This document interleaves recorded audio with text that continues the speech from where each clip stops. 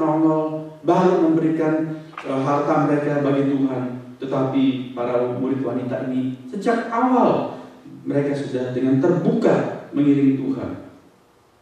Sekali lagi kita lihat, bukan cuma dalam saat-saat populer Tuhan Yesus, ketika banyak orang mengagumi Dia, tetapi juga di saat-saat Tuhan Yesus menanggung nista, dihina, disiksa, dan dipermalukan di kayu salib, mereka tetap mengikut Tuhan. Bahkan ketika Tuhan Yesus sudah menjadi jenazah, mereka juga yang mempedulikan jenazah Tuhan Yesus.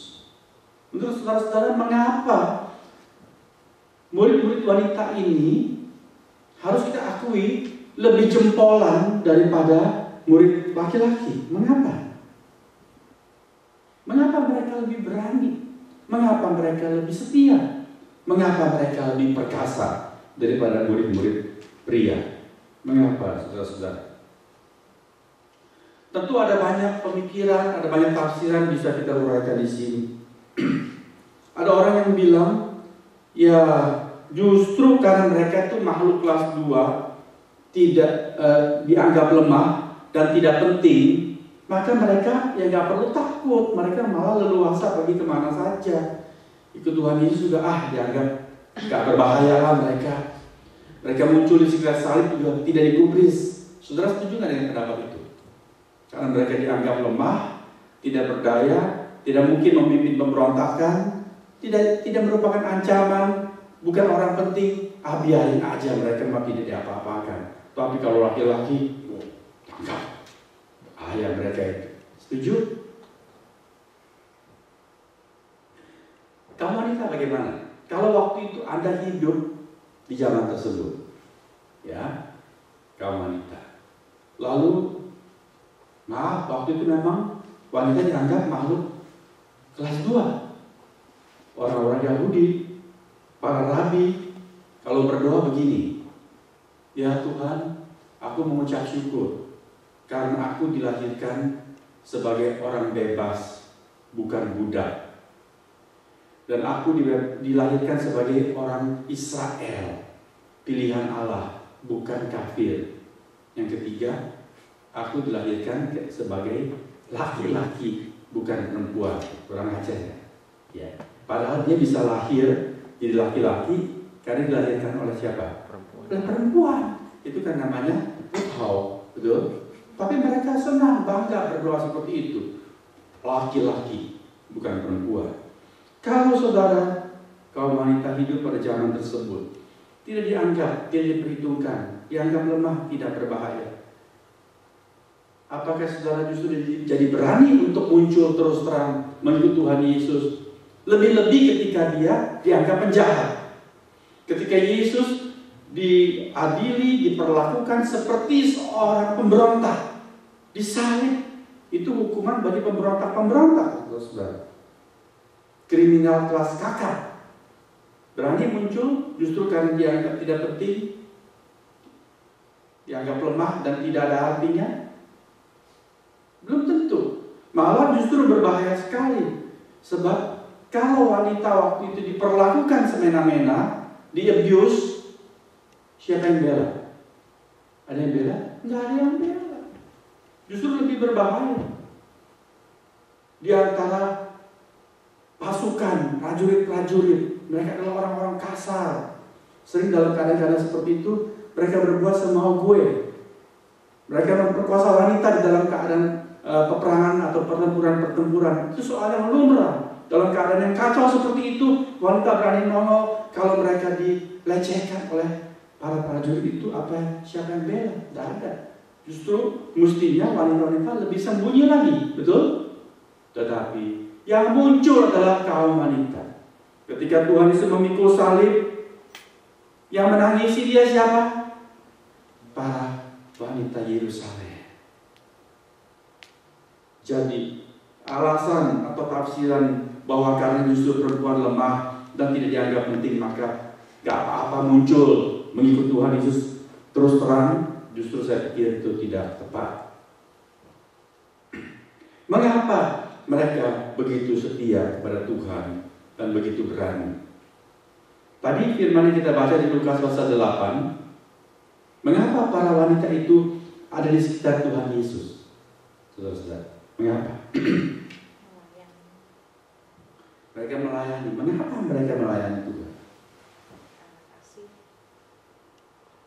Di situ dikatakan Tuhan Yesus berkeliling mengabarkan Injil, murid laki-laki bersama dengan dia, dan juga beberapa orang perempuan.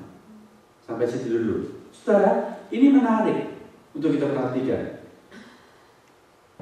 Di zaman tersebut, karena wanita itu tidak dianggap, yang penting adalah laki-laki. Saudara sering baca dalam Alkitab, Adam mempunyai anak siapa? Kain, Habil, habis itu Set, ya, gak punya anak perempuan. Nuh punya anak berapa? 3. Sem, Ham, dan Yafet. Memang gak ada anak perempuan. Mungkin ada. Oke. Atau yang lain-lain sudah lihat. Kalau dicatat nama cuma laki-laki, perempuan ada tapi gak dicatat. Ada tapi dianggap seperti tidak ada. Dan pada zaman itu rabi-rabi, guru-guru agama tidak terima murid perempuan. Saudara-saudara. Tetapi Tuhan Yesus terbaca tadi, sementara dia pergi mengabarkan Injil, di tengah-tengah kelompok yang ikut dia sebagai murid-murid, selain laki-laki ada juga perempuan. Ini istimewa. Perempuan itu diterima oleh Tuhan Yesus, tidak dianggap sebagai makhluk yang hina.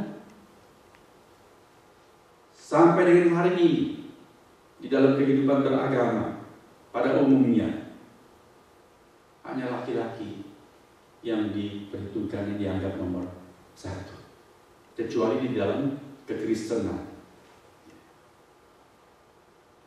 Kalau di masjid yang boleh muncul di depan itu laki-laki. Wanita itu ada ruangan khusus dipisahkan. Di banyak agama lain juga begitu. Wanita itu nomor 2. Tetapi karena Tuhan Yesus datang, wanita diangkat harkat dan martabatnya. Bukan diangkat sebetulnya istilahnya, dipulihkan, dikembalikan sebagaimana harusnya. Karena waktu Allah menciptakan wanita, bagaimana caranya? Ambil dari apanya Adam? Tulang rusuk. Mengapa enggak dari tulang kepala? Supaya jangan menjadi bos memerintah pria, memerintah suami. Mengapa enggak dari tulang kaki? Supaya dari injak-injak. Kamu cuma dari tulang kaki. Diambil dari tulang rusuk, paling dekat dengan jantung. Oke? Dilindungi oleh lengan-lengan yang kuat. Dari posisi tengah, setara dengan laki-laki, tidak lebih hina. Itu maksud Allah. Tapi manusia ini salah kaprah. Tuhan Yesus datang, dia pulihkan, dikembalikan. Wanita harus dihormati sebagai manusia, sama harkat martabatnya seperti laki-laki. Saudara melihat kaum wanita itu dipedulikan oleh Tuhan Yesus. Selain boleh berada dalam rombongan murid dan diterima sebagai murid, dipeduli. Tuhan sedang sibuk dalam perjalanan, ada panggilan pelayanan.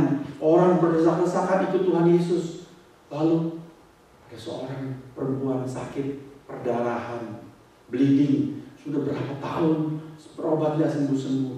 Dia punya iman, kalau aku pegang ujung jubahnya saja, gak usah dia tumpangi tangan, aku cuma jamah jubahnya saja, aku pasti sembuh. Perempuan ini punya iman seperti itu. Lalu dia menyeruak-nyeruak, dia berdesak-desak dengan orang-orang dekat kepada Tuhan Yesus. Dia pegang jubahnya. Tuhan tahu ada yang pegang jubahnya, kuasa dari dalam dirinya keluar. Tuhan berhenti. Bilang, siapa yang pegang jubahku? Murid-murid bilang, aneh. Orang berdesak-desak, kalau senggol seperti di pasar senggol yang maklum gitu. Iya. Kok tanya siapa yang pegang jubah? No, Tuhan. Ada yang pegang jubahku secara khusus. Sebab kuasa dalam diriku aku rasa